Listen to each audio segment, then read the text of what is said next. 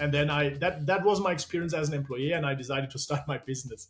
So it's Right? like 2 days that you had. Yeah, 3 days. Yeah, 2.5 days actually. I was actually sleeping in my car these days. Wow, you actually slept in your car. I slept. We have a big supermarket chain in Germany, Aldi. Eventually, you know that. Yeah, And of I course, slept yeah. in my car. It was a Peugeot 209. You grew to about 40 persons, but that was round about the time where something dramatic happened, and it's the subject of a great TEDx talk that I would advise anyone to go and watch. You put it in the right column, and you just leave it there. Friday afternoon, I reprioritize every column.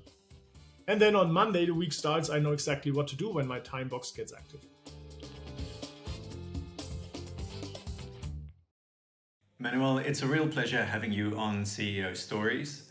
I wanted to start off with your freelancing career back in 2006. You decided to start out on your own. Can you take us back to that time and tell us what happened? So yes, till 2006, I was a professional athlete. I practiced karate, and I was in the national team, traveling across Europe and the world, competing in world championships and European championships. And that was always my passion. I had a lot of energy, and I always wanted to, I felt I always need to compete, right? That was just my passion, right? Not against each other, but just to prove that I can do something big, I can do something meaningful.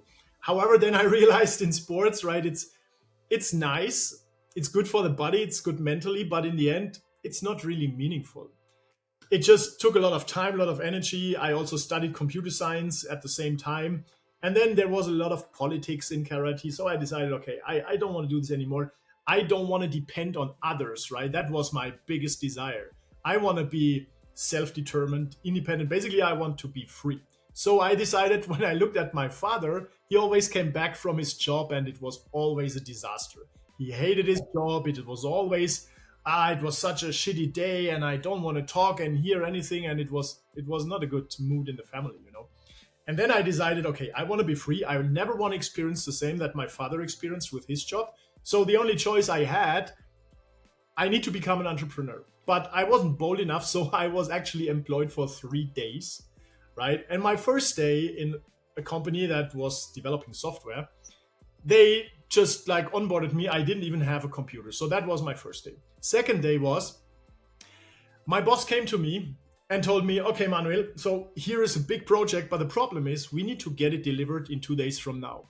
Can you do this? And I said, of course, I could do it if I work a lot of over hours, but I have a lot of energy and I'm committed to it. So I committed to it. I did it. Second day, I came to the office and my boss sat on his desk, drunk with beer, and he smoked marijuana. And I was like, am I the only one working on this project? And he said, yeah, I worked the whole week and I'm so tired, I cannot do this anymore. And I said, you know what I can do? I just resign. And then that was my experience as an employee, and I decided to start my business. So it's right? like 2 days that you had. Yeah, 3 days. Yeah, 2.5 days actually. Yeah. And I decided I want to build a business that gives a great work environment for employees and does something meaningful. Not like my father experienced it, not as my boss behaved, but something better. But I didn't know what better was. So I just used my skills as a software developer and started without any experience or knowledge related to leading people, hiring people, marketing, sales, building organizations. So that was my start. And did you have any savings to get you started with, or was this purely out of impulse? Very good question. So I had actually 2,500 euros on my bank account that I had saved during the years, because I was already working as a programmer for like relatives, for friends of my father that just need process automation, and I developed some kind of software or websites, right? That's how I collected a bit of money. But then I had the first good year and I need to pay tax for the last year and pay tax in advance for the next year. So I ended up with my bank account being minus 17K. So that's when my real career as a business owner started. Yeah, minus 17K. I was actually sleeping in my car these days, literally. Wow, you actually slept in your car. I slept. We have a big supermarket chain in Germany, Aldi. Eventually, you know that. Yeah, And of I course. slept in my car. It was a Peugeot 209 red one, and I had all my equipment in this car. Was sleeping in front of this Aldi, and the employees of Aldi they knew me because I was sleeping there for 3 or 4 months in winter, right? Minus, it was so freezing cold outside, and they brought chocolate milk to me every morning for free, and I appreciated that so much, right? So that was my start. Coincidentally, I read a post on LinkedIn the other day about someone who had fired a lady who was actually sleeping with her son in a car, and the manager had no idea and then had to call her back and give her a job back. But the one thing that occurred to me that I thought about is when you're in that moment, when you are sleeping in your car and you don't have any guarantee of success, what does that feel like emotionally? Were you optimistic, or was there a fear that this might just not work out for you? No, I was 1000% certain and optimistic that I will make it as a successful entrepreneur. And I was willing to do everything it takes to do it. I think it was a very tough ride for me because I just had no knowledge around entrepreneurship, finance, and all that stuff. But I was so confident, right? And I got this confident in my career as a professional athlete. I was so confident I will make it. And I think I went the hard way, not the smart way. So I think it was the same with karate, right? I had literally no talent at all, but I was training 3 times a day while the others just trained 1 time a day, right? And so I used my energy and the quantity and the repetition to compensate for the missing talent. That's what I did with sports, and the same with business, basically. If you don't mind me asking, I think a lot of people, when they hit hard times or when they struggle with money, they would go to their parents or stay with friends. But you didn't do that. Do you mind if I ask why? My father basically didn't support my way, right? So we didn't have a good relationship, and he didn't support my way of being an entrepreneur. He worked in a small bank branch in our small town with 2,000 citizens, and he wanted me to go the same career path. And I didn't want to do this. So we separated our ways in 2002, actually, when I moved away to my car. That's why I slept in my car. Yeah. And did you manage to reconcile with your dad, or is it still complicated now that you've built your own business? Yeah, now it's better. We met again, like, I think 6 years ago, actually. But there was silence for 6 years, 7 years or so. Yeah. So in those first few years with Bright Solutions, did it go smoothly, or did you struggle at first? I had always challenges, but so the first challenge in the beginning was, or let me describe the days when it really started. My first employee, who is still with me today, by the way. However, I got in touch, I don't know, even I think through an online forum or so, got in touch with a person. He was 16. His name was Timo. And he said, yes, I love programming. I can do that. I'm still at school, but if you want, we can work. And I didn't even have an office, nothing, right? So I just had I think it was 16 square meter, my kind of office where I also lived and slept, etc. Right? So that was my flat, basically. And I invited him, and his father brought him to this flat. And it was weird for all people because we didn't know each other. It was such a small student flat, just a laptop and a table that I've created myself, right? So then we just talked what he can do. I gave him the first task, and I literally saw he was much better than I was. And then it shifted from me being more like the person creating concepts, and he the person doing the coding work, right? And that was my first thing. And with this experience, I rented my first office then, and then I grew with some people that I knew from the university. I employed them partially as working students typically, and that's how it grew. The big challenge was, my biggest challenge was actually that I made a loss with my first employee because I was so undereducated related to finance and business that I didn't know, first, that I have to pay tax for the employee, and second, that I have to charge more money from my client than I pay this employee. Right? It's totally crazy that I really started from the knowledge with -10, I would say. Right, so you kind of managed to be successful from the outset, and I think you do yourself a bit of a disservice because by 2018, if I'm not mistaken, you grew to about 40 persons. But that was round about the time where something dramatic happened, and it's the subject of a great TEDx talk that I would advise anyone to go and watch. But before sort of getting into that TEDx talk, I should say that was also the first time I saw you. That was how I got to know you, was through that TEDx talk. And there was so much that you said that aligned with the way that I think. And question I have for you is, how did you get onto the TEDx talk to start with? That's a funny thing, and that's actually also what I'm talking about in my TEDx talk. You know, my biggest problem was always finding the right people and keeping them. So I hired people from the university, but everyone else in Darmstadt, this is where my company was registered and where my office was located, did the same. So there was a big staff shortage for developers. So I already started like traveling across Europe. These days, Ukraine and Russia were more calm, right? So I traveled these countries, handpicked freelancers that still work with me today, started in 2012 actually. And I realized, wow, I don't have to limit myself with a local team only. I can make the world my talent pool. And so I had good experience with freelancers. And for my TEDx talk, I actually hired a freelancer who got me on this TEDx talk and created the script with me, or refined it and trained me on how to do the speech. And yeah, that's how it was. And how did that feel?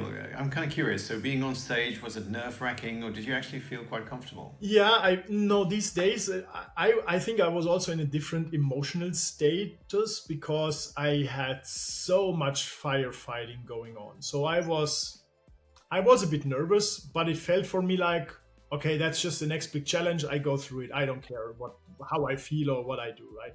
So that's how I always tackled my challenge. I think I very often suppressed my emotions a lot and then just went all in. That's what I did in sports. That's what I did in business in the beginning. That's what I did with the TEDx talk. Today I handle it differently. I'm very happy about this change. But these days, yeah, it was just like, let me do it. So now let's talk about that major turning point in 2018, which involved a critical project and a huge risk. Can you take us through exactly what happened? Yeah, so I had 43 employees. Honestly, it always felt like a big kindergarten because everything depended on me. People needed me all the time. And I wasn't really consciously aware of that, but I felt I've built my own prison. Instead of having the freedom that I always wanted from my business, I felt like I have to work 12 to 14 hours a day.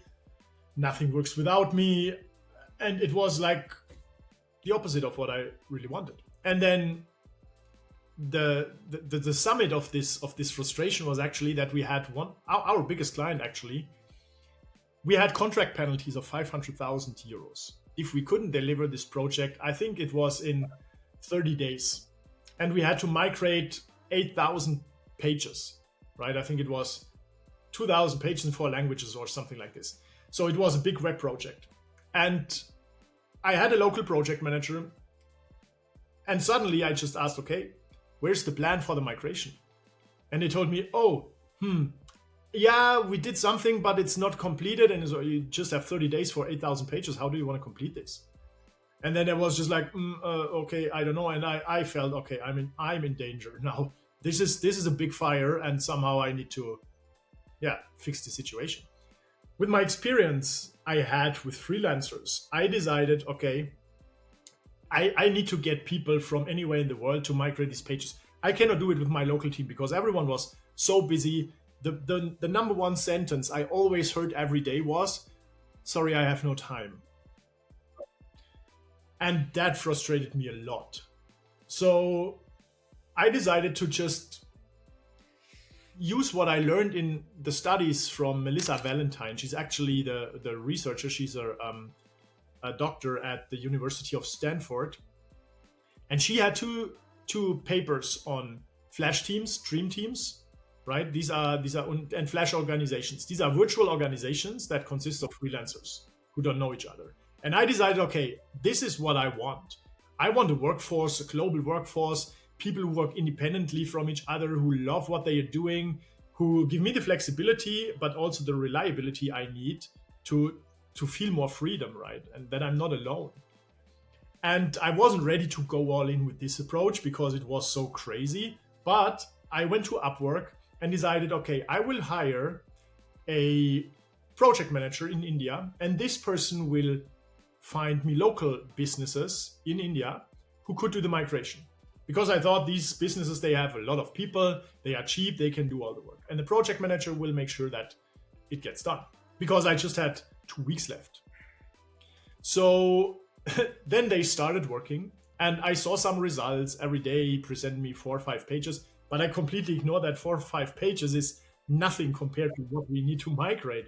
4 or 8,000 pages, I don't remember the exact number, right? And then I think it was 4 days before the deadline, I received this message. I still see every single word. Manuel, I have to cancel the contract after discussing with you. Please let me know when available. And that was in the morning. It was 5:30, I think, on the 6th of June, 2018. My wife was pregnant. She came down the stairs and I said, Sarah, I think we are ruined. I just like can't deliver the project. And then we have to pay this 500,000 euro contract penalty. And so giving up was not an option, as it was never for me. So I decided, okay, now I go all in. And what I did is I streamlined this process.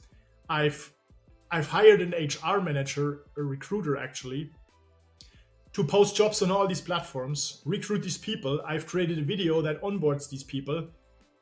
And so they had a very streamlined workflow. I had absolute experts for content migration. There are experts for content migration. I didn't even know this.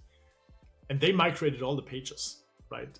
Monday morning, everything was done, and it saved my business and my existence.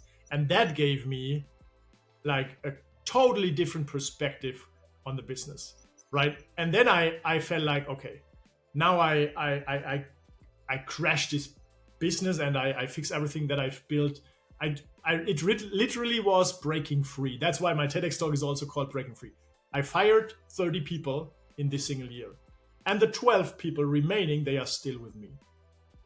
So that was what happened in 2018. Yeah.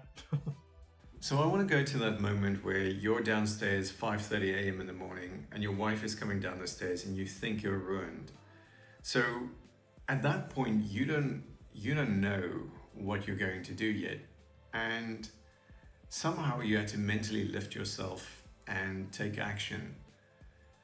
What is it that you did, and how did you manage to lift yourself into coming up with a solution? Can you talk a little bit about that?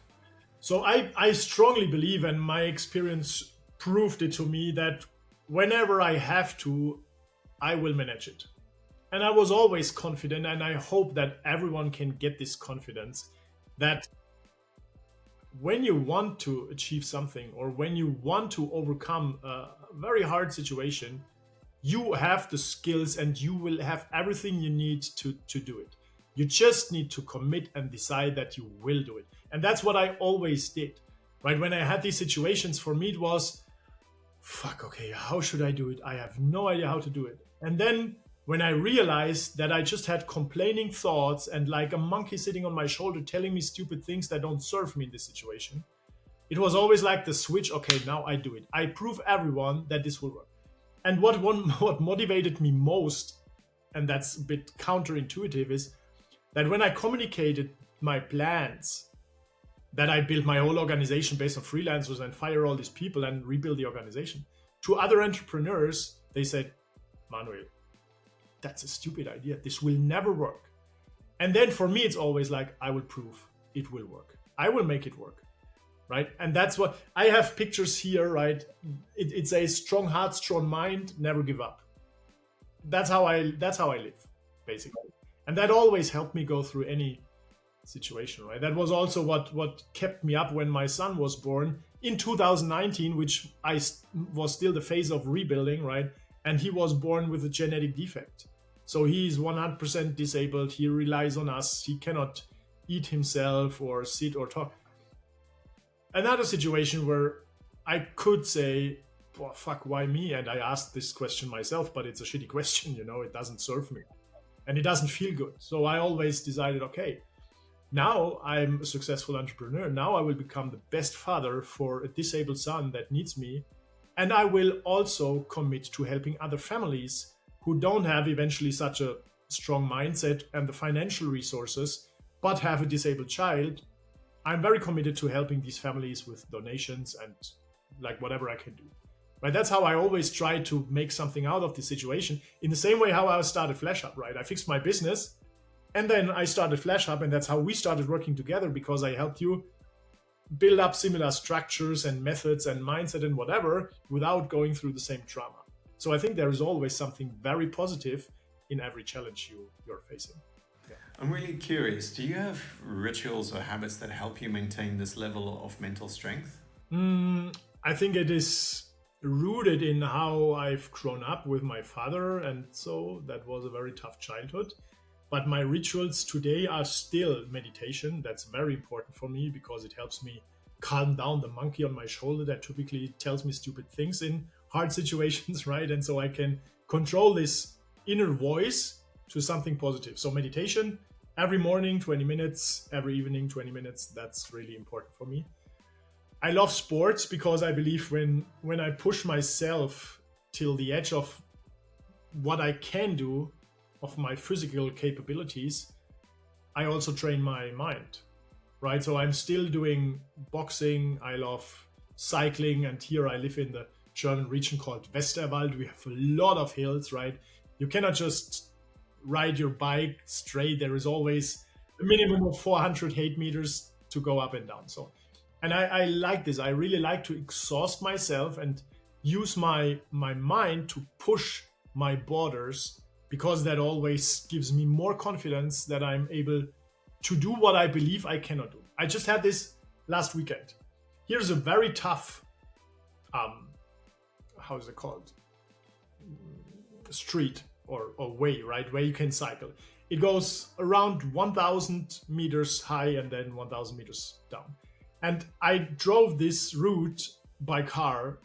And while I was driving, I was like, if I was on a bike right now, that would be totally exhausting. I think I cannot do it. And in the same moment, I realized, hey, that's my stupid monkey telling me stupid things. I will do this next day. And I did it. And it was exhausting, right? It was hard. It was even harder than I thought, but it was also fun because I realized whatever I want to do, I can do no matter what this monkey tells me, right? And that's the kind of habits and routines that I used to incorporate in my day. And do you actively try to challenge those inner limitations, or what you call the monkey on your shoulder? From my perspective, this is what limits most people. This is what limits most people when they think they cannot do it, or they don't know how, or they are not this type of person. All this blah, blah, blah, right? This is just, it's not even your thought. It's just like when I look why I have these beliefs, it's because of what my parents told me when I was a child, right? They always told me money is bad, so I was financially totally uneducated, right? They told me that life is hard and you have to work hard. That's why I was hustling 3 times more than anyone else. I got success, but I could have also used the smart way, not just the hard way, right? And I want to change these limiting beliefs, and I think it's the only way to like push yourself so that you realize that was just a false belief. Reality is different. Yeah. Now, if you could go back, what would you teach your youngest self about doing business the smart way? That emotions are actually good, because I cried a lot in my childhood, and I started to suppress my emotions because it was so painful. And that was actually good to push through and just ignore them. But it was hard, right? When my son was born and he cried a lot, it was like a total breakdown for me, because I saw myself being this child crying all the time. And it finally brought me back to my emotions, actually. That was the trigger point when my inner self changed. And today I would say, don't suppress these emotions, but try to understand them and use them and learn to manage them. That's the smarter way. That's emotional intelligence. I think this is what I lacked compared to all others, right? They were already the professional athletes when I was a professional athlete. They did meditation, they did affirmations, right? Telling themselves different things to change their inner belief system. And that's why they like got almost to the same level that I came to, but with 3 times less work, because they were more calm and they were just doing the right things. And I was just always pushing forward no matter what. I didn't look left and right. I just looked forward and pushed no matter if it was the wrong direction. If it was the wrong direction, I would turn around and go the next time with 150 kilometers on a highway, you know? Why do you believe emotional intelligence is such a game changer in leadership? So I think the biggest difference is for people being with me, for my wife, for my son, for my employees. I was really like a hard leader, I would say, till 2018. And also for my wife, I couldn't hug her when she was crying, right? I had to leave the room. I couldn't stand this emotion, but I didn't know that it was my emotions that made me like to run away. I didn't know it. I know it now looking backwards, but I wasn't able to deal with these emotions. So that was hard for my wife. It was hard for my employees because I had an empathy level of -10, I would say, right? I didn't care what people felt. I just gave them the same advice that I gave to myself. Just ignore your emotions and just do the right thing. But that's bad advice. And that's not good for most people around me. And also not good and not healthy for me, as I realized. You now use both systems and emotional intelligence in your work. Can you tell me a little bit about that transformation and how Yeah, you know, in the beginning, it's all also not just the structures, but it started by looking at, okay, how do I define success for my business? And in the past, it was always like, how many employees do I have and what's my revenue? And when I just met other entrepreneurs, we were just competing on headcount and revenue. And I realized that this is the wrong KPI for me. So what I optimize for is profits earned by hours worked, right? So I want to be financially independent, but I also want to have the freedom to care for my son, to help others, to like just live my life and enjoy it. And so I decided that just hiring more people without having any structures, any system, any clarity, just results in a lot of communication and a lot of meetings if people don't know what they should do, and then clients complain and employees are frustrated and stressed, and someone gets sick and the knowledge is just in the brain of people. Next day a person resigns and the knowledge is gone. Like, this is all just chaos, right?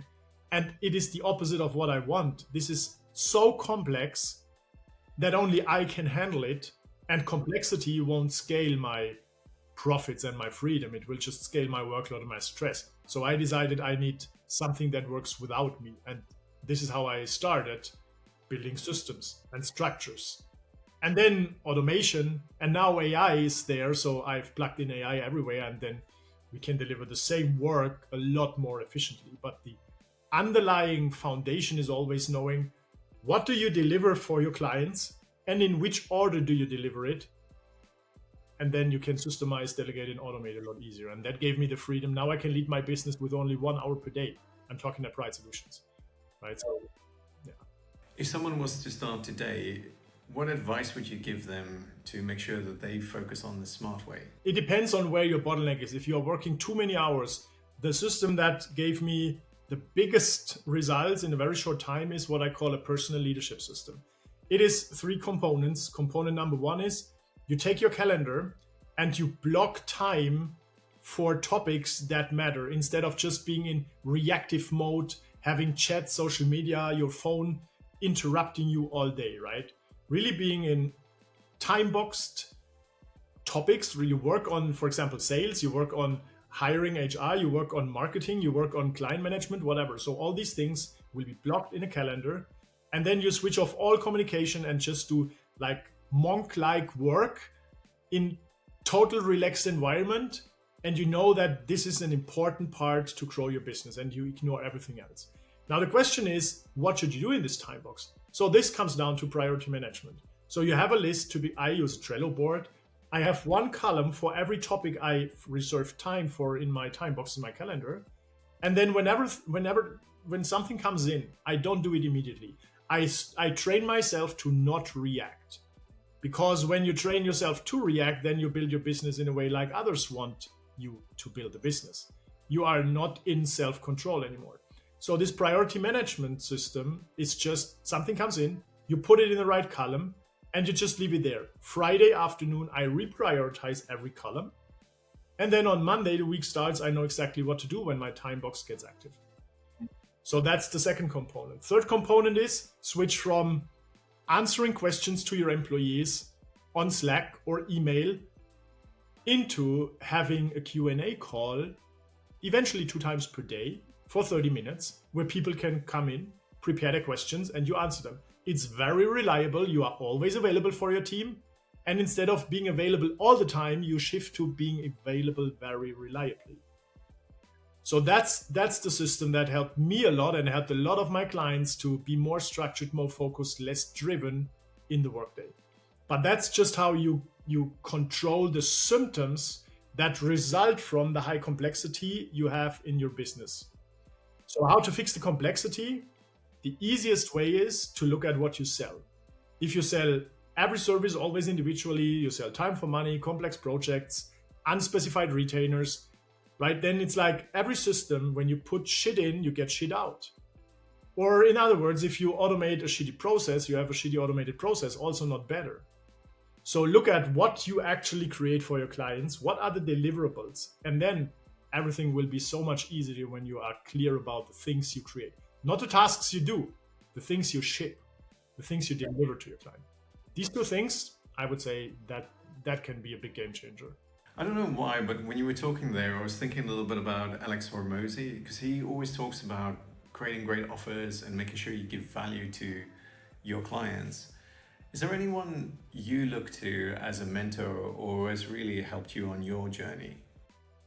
So I learned from a lot of coaches, to be honest. After I had this crash, I've invested over 200,000 euros in really some of the world's best marketing and sales coaches, because one of my biggest bottlenecks in 2016 was not knowing where my next client comes from. I had no idea about marketing and sales, right? I hired salespeople, just wasted hundreds of thousands of euros on salespeople, random marketing agencies, in-house marketing teams, exhibitions, right? And I was always wondering, okay, how the hell can I get clients?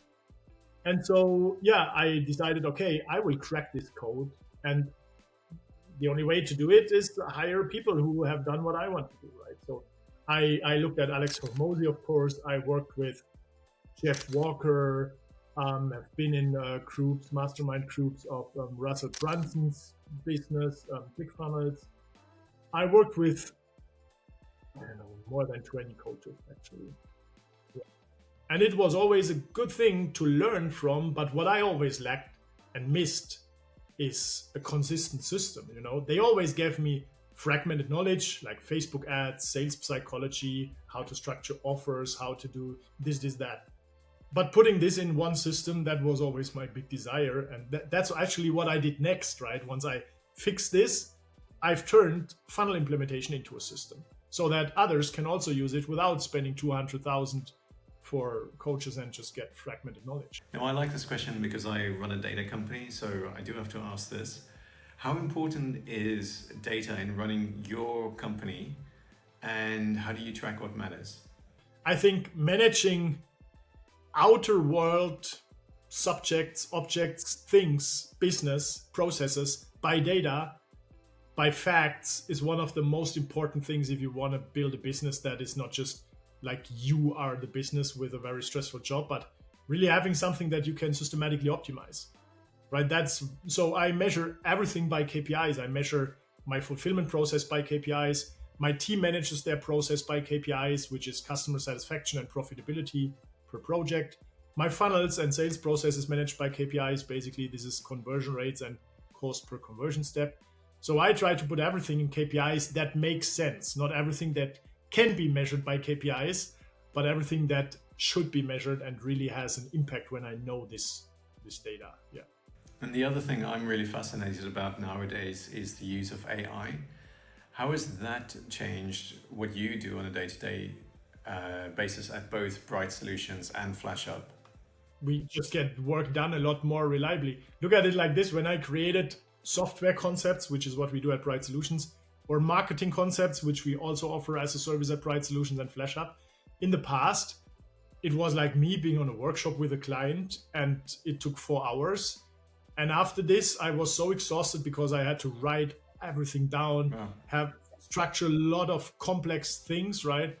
And then when my wife wanted to talk to me at the dinner table, I just had red cheeks and red ears and I wasn't able to join a conversation because it was so exhausting, right? Today, we just ask the client some questions, click generate, and then we have everything in like 30 minutes. So that's a big relief for people, for myself, a boost in profitability and a boost also in customer satisfaction because we can deliver standardized work with high personalized quality. I think I know the answer to this question already, but do you ever fear that it could all come crashing down again like it did in 2018? I am, yes, I am. I think I still have a trauma because it was so stressful, and now as I'm a bit more connected to my inner state, I still have sometimes fear when I open my bank account, for example. In 2018, we made a loss of 290,000 euros. And it was so stressful every day looking at my P&L and having this red number, and it didn't get better and I had no idea what to do, right? Now I've acquired also businesses and rebuilt them. So I acquired a very important skill to turn businesses who make a loss into highly profitable businesses. But it's still deep inside of me that I go back into these stressful situations. My biggest fear is that I will have to work so much that I had to in these days and I won't be able to care for my son. So that's really a deep inner fear. I think it's very unrealistic, but it is still a part of me. I know how to manage it. I know how to deal with it. I sometimes, when I have to, just tell myself, okay, just this fear is okay. It is here for me to warn me to not go back. But right now in the situation, please stop that. I have to fix this and then I can listen to you again, right? That's how I deal with it. So I had this really nice talk with Novak Djokovic where he talked about stress during matches and how in the past he would try to suppress that tension, trying to pretend that it wasn't there. And then he realized that he couldn't pretend that it wasn't there. He had to accept the fact that he was tense. But the real champions are the ones who could figure out how to recover from that stress the quickest. So how to get back to focus. And some of the things that he would do, for example, would be to control his breathing and make sure that he just focuses on that so he can rebuild his focus. Being aware that right now I'm just driven by fear and it has nothing to do with reality and it doesn't serve me, it doesn't help me to fix the outside circumstances, right? And then you can make this shift. But if you are not aware, like I wasn't aware that there is some emotion inside of me that I can observe, that I can change, then you are just the emotion and then you are driven by emotions and that's very tough. Yeah. And I think that goes back to what you were saying earlier, into tapping into your emotional state. So being aware of your emotions and then being okay with them. Because I think once you can do that, you can kind of solve the problem rather than kind of glossing over it. Now I have two more questions that I want to cover. One is around this definition of success. So you talked a little bit about what it means to be a successful entrepreneur and how founders should measure themselves. I think how good and confident they can navigate their business, and that includes their employees, their team, through hard situations. Right? It's easy to say, oh, I'm successful when the economy is stable and growing and everything is going well. Then everyone can run a successful business, right? But I appreciate those people and respect those who go cool, calm, and collected through tough times, learn, get better, get stronger, right? And that's the success for me. The personal growth you experience while growing your business, which leads to you growing your business more successfully. Right, yeah, and I remember hearing, I think it was Tillman Fertitta who said, when things go really well, you forget that they'll ever go bad again. And when things go really bad, you forget that they'll ever go great again. So it's about managing that emotion. Also a bit, but I realized pretty soon that I shouldn't care about what others think of me, right? Just if I like, I don't want to hurt anybody. Like, I have this respect for sure. But if somebody tells me, oh, you are not a successful entrepreneur because your business went bankrupt, I would say, I don't care, right? I really don't care, because I think if a person tells me like this, it tells more about this person than it tells about me, right? So I don't have this, that I have outside, like, external shame or so. It was more like, I've built this business for 15 years and now it's almost bankrupt, so everything was for nothing. So that was my biggest frustration, actually, and my biggest fear. Yeah. And this is maybe a slightly unusual question that I wouldn't normally end on, but it's unique to your particular situation. You've had to manage your life around your son's need.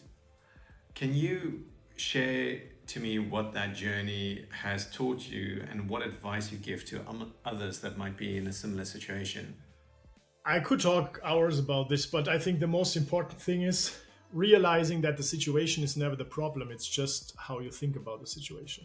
You know, when I saw my son being disabled and crying, I thought, this is a problem. How should I fix this ever? Right? He will never be able to sit, walk, talk. How should he be successful and get along in this society, right? How should I continue growing my business? Right, but the fact was just, there is a small baby, he's disabled, he needs my help, that's why he's crying. Right, that is the situation. Everything else was just how I judge the situation and how I project the future because of the situation, and eventually how I look back in the past when I was a child when I look at the situation, you know? So, and understanding this thing and stopping the negative self-talk will, like, fix negative emotions. It will help a lot, really a lot, to get back to energy, right? Because all these negative thoughts that you have about different situations, they are so much draining energy. And I think that's why I also almost ran into burnout, because I was constantly thinking, okay, that's all shit. Why me? Why should I? And how should I do this? I cannot, and so on. Until I realized, so, okay, what I really did is I went to the Netherlands, to the sea, and I was crying for full 4 days. I was crying for full 4 days, and that was the first time after 15 years when I cried, because my father always told me, just pussies cry, right? And I was never allowed to cry, so I didn't do it. But that was so relieving that it connected me or reconnected me to my emotions, and then I was able to understand all these things that I just shared here. Yeah. Manuel, thank you so much for jumping onto CEO Stories. I've truly enjoyed this conversation. I feel like I need to listen it back just to capture everything that you said. But I am truly inspired by your ability to recover from these seemingly impossible situations. And I'm even more inspired by the fact that you don't think that they're impossible to recover from. And there's certainly something we can all learn from you in that respect. So thank you for sharing that with us. Thank you for what that will do for those watching the video, for me too personally. And I look forward to seeing more of you online as we both continue our business journeys. All the best and take care.